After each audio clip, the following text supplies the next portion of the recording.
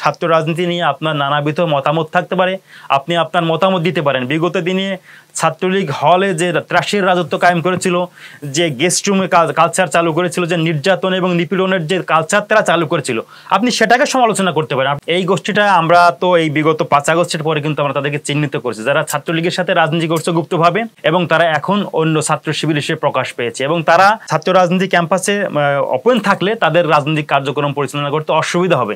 এজন্যই তারা চায় না গোপনে কার্যক্রম করলে তাদের জন্য ভালো হয়, এজন্যই তারা ওপেন রাজনীতির বিরোধিতা করছে, কখনো সাধারণ শিক্ষার্থীদের বেশে, কখনো তাদের ব্যানারে। এবং তারা এই মব সৃষ্টি করে ঢাকা বিশ্ববিদ্যালয়ের প্রক্টর এবং ভিসিকে বন্দী করে জবানবন্দি নিয়েছে বিশ্ববিদ্যালয় হলগুলোতে রাজনীতি নিষিদ্ধ করার জন্য। 5 তারিখের পরে ছাত্র দলের কোনো নেতাকর্মী সাধারণ কোনো শিক্ষার্থীকে জোর করে মিছিলে আনেনি, কোনো রুম দখল করেনি, কোনো হল দখল করেনি।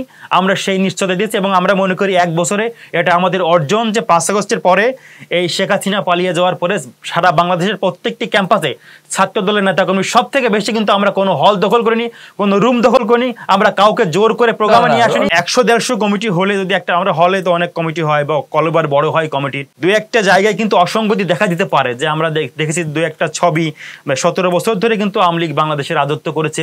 বিশ্ববিদ্যালয় ক্যাম্পাসগুলো সাধারণ শিক্ষার্থী কিন্তু অনেক কি শিক্ষার্থী, আমি নিজে চট্টগ্রাম বিভাগে ছাত্র দলে কাজ করছি, আমরা দেখেছি যে একজন আদর্শিকভাবে কিন্তু ছাত্রলীগ না বা আওয়ামী লীগ পরিবারের না, কিন্তু ক্যাম্পাসে পড়ার কারণে, হলে থাকার কারণে তাকে জোর করে মিছিলে নিয়ে যাওয়া হয়েছে।